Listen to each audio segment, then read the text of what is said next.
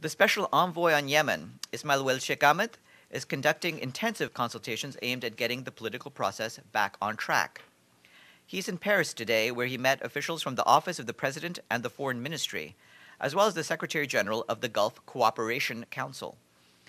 Tomorrow, the Special Envoy will go to Riyadh for meetings with President Abdurrabbu Mansur Hadi, Vice President Khalid Baha, and other Yemeni officials, as well as with Saudi officials. The plan is to travel from Riyadh to other regional capitals for further consultations. Mr. Wael Sheikh Ahmed was in New York until yesterday, where he met with permanent representatives from key countries in the region and members of the Security Council. Meanwhile, the Office for the Coordination of Humanitarian Affairs reports that widespread violence has intensified in Aden Governorate, with reports of heavy shelling and clashes taking place in 7 districts, especially heavy in Kormaskar district, and of airstrikes in Sada today. Today, for the first time, clashes were reported in Atawahi district, where parties to the conflict were reportedly shooting at residents attempting to leave and shelling the boat in which they were trying to escape. Several hundred families have managed to flee to other parts of Aden Governorate by boat.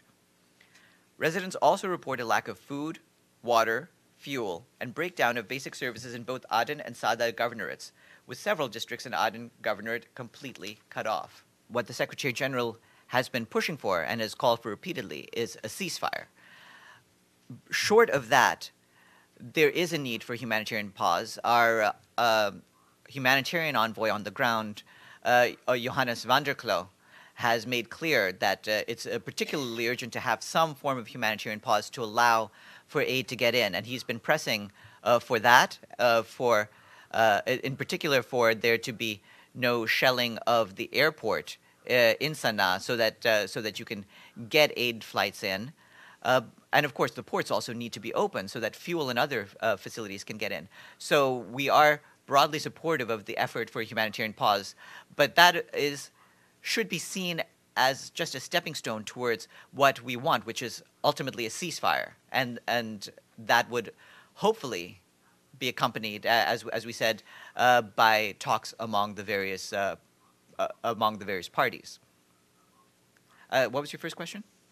Whether the UN sponsored or organized process on Yemen would move to Geneva as opposed to Riyadh? I think, as we've said about a week ago, one of the likely venues for these talks would be Geneva. We'll have to see, of course, what the parties themselves agree to. But having said that, that certainly is a possibility.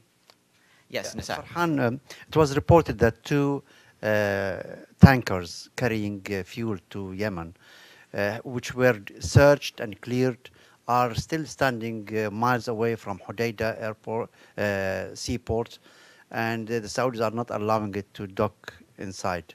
As I understand, these have got clearance from the United Nations and other agencies. Are you doing anything in order to let the Saudis allow these very vital 2 ships to dock?